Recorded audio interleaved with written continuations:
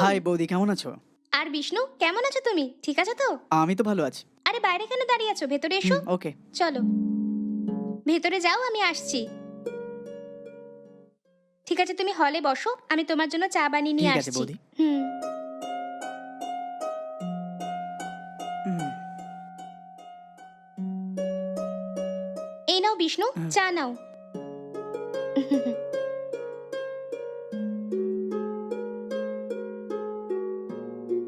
কি হলো, হঠাৎ করে আমাদের বাড়িতে এলে? শুনলাম যে ভাইয়া নাকি ফরেন চলে গেছে, এই জন্য তোমার খবর জানতে এসেছি। ও, তাই নাকি? ঠিক আছে, তুমি প্রথমে চা খাও। হ্যাঁ।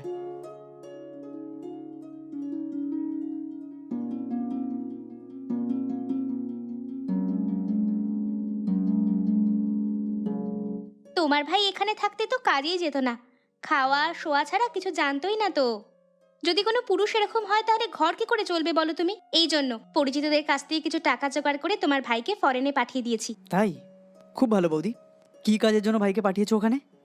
ওর যদি চাকরিটা পাকা হয়ে যায়, আমার জন্য একটু চাকরিটা দেখে দাও না, আমি ওখানে গিয়ে কামাবো।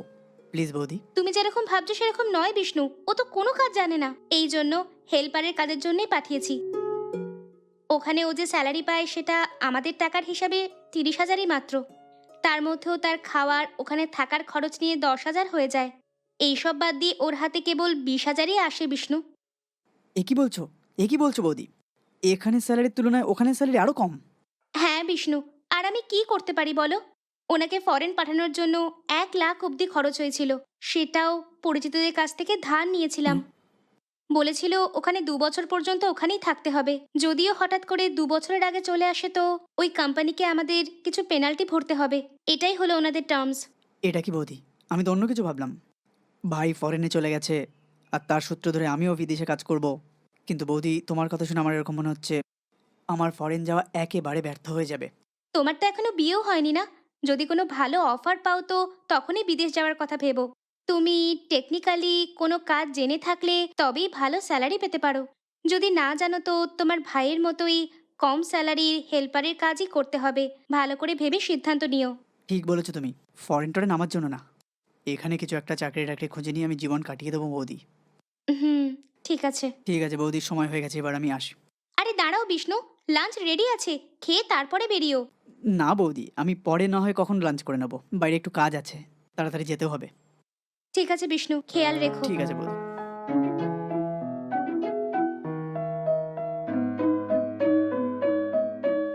ঠিক আছে বৌদি, ঘরে পৌঁছে ফোন করছি। ঠিক আছে বিষ্ণু, যাতায়াত করতে থেকো। অবশ্যই বৌদি। হুম।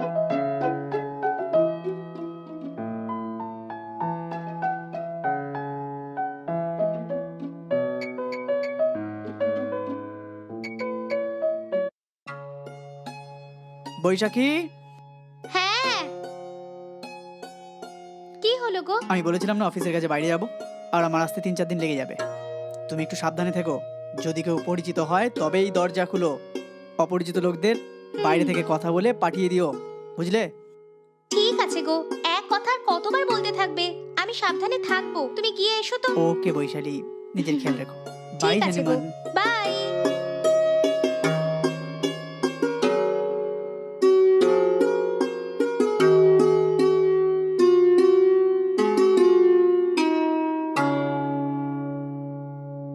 হ্যালো। হ্যালো। হাই ডার্লিং, কেমন আছো? ঠিক আছো তো?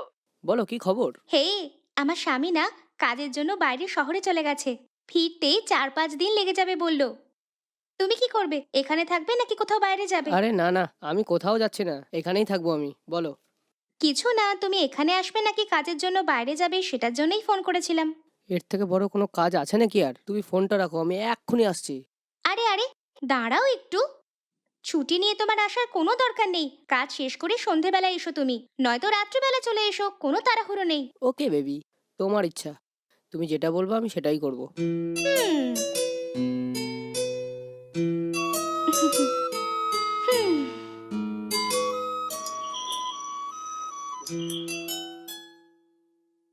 এই, তুমি ওপরে আসতে কেউ দেখেনি তো তোমায়?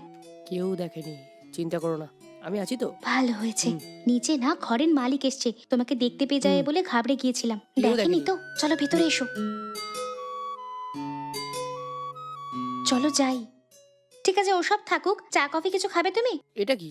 চা কফি খাওয়ার জন্য আমাকে এত দূর আসতে হবে নাকি? তাড়াতাড়ি আমি অফিসের কাজ শেষ করে আসলাম। কেন তুমি এভাবে টাইম নষ্ট করছো? চলো তো তাড়াতাড়ি। হে, দাঁড়াও তো একটু। আহ, আচ্ছা, রাতের প্ল্যান কি? এখানেই থাকবে নাকি যাওয়ার কোনো আইডিয়া আছে? আমি তো আজ রাত্রের জন্য এখানেই থাকবো, সকালে চলে যাব। ওকে, ঠিক আছে। শিট, এই সময় কে ডাকছে? আরে, এটা আমার স্ত্রীর ফোন। হ্যাঁ, চুপ করে থাকো, ওকে ওকে। আমি ম্যানেজ করে দেবো। আচ্ছা। হ্যালো, হ্যাঁ গো, আমি বলছি গো। বলো ডার্লিং, কি হয়েছে? ওগো, কত দেরি হয়ে গেছে। আজকে অফিসের পর শপিং করব বলেছিলাম না? সুপার মার্কেট গিয়ে ঘরের জিনিসপত্র কিনবো বলেছিলাম না? দেখো, আজ আমার অফিসে না ইয়ার এন্ডিং এর জন্য নাইট ডিউটি করতে হবে। এই জন্য আজ রাত্রে আমি বাড়িতে আসতে পারবো না। সরি ডার্লিং, হঠাৎ করে এটা বলে ফেললো। এখন কাজ ছেড়ে যদি আমি বাড়িতে যাই তাহলে ম্যানেজার আমাকে সত্যি বার করে দিবে। একটু বোঝো না তুমি, তুমি তো আমার আদরের স্ত্রী না? তুমি আজকে রাত্রে ভালোভাবে খেয়ে ভালোভাবে ঘুমিয়ে পড়ো, ঠিক আছে তো? তুমি কি সত্যি কথা বলছো? সত্যি বলছি ডার্লিং, আজকে রাত্রে করার জন্য অনেক কাজ আছে। কাল সকালে চলে আসবো, তারপর আমরা দুজনে সুপার মার্কেটে গিয়ে যা যা জিনিস লাগবে সব নিয়ে নেবো, ঠিক আছে না? কেন গো, তুমি কি আজকে রাতে সত্যিই আসবে না? না, আসতে পারবো না গো ডার্লিং, কালকে চলে আসবো, ঠিক আছে তো? ঠিক আছে গো। সাবধানে থেকো। হুম। আরে কেউ পারে সত্যি, সব সময় আমাকে কল করে মাথাটা খারাপ করে দেয়। শোনো, এক্ষুনি আমি আমার স্বামীকে ফোন করেছিলাম। ও আজকে রাতে বাড়ি ফিরবে না। রাত ভোর ওর অফিসে কাজ আছে। তুই এক্ষুনি আমার বাড়ি চলে আয়, আমরা দুজনে মিলে মজা করব। হ্যাঁ,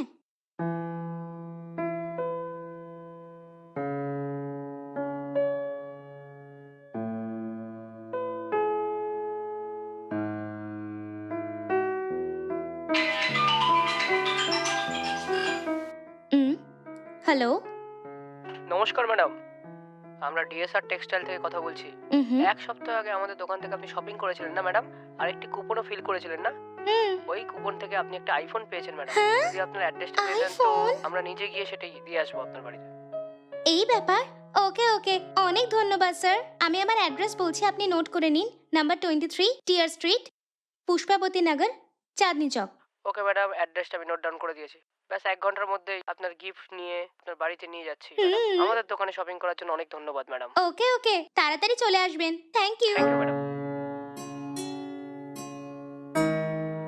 স্যার, স্যার, ম্যাডাম।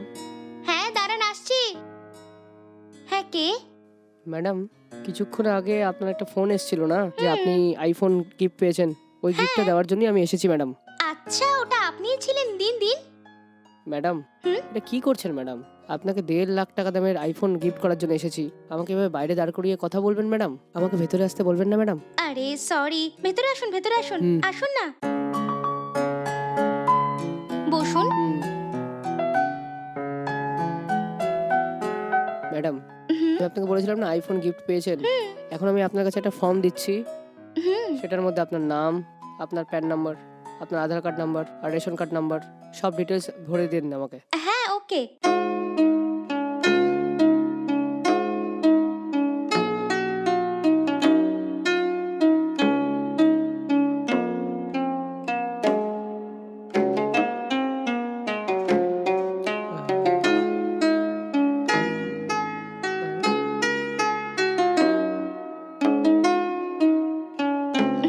চেক করে হ্যাঁ। নিন।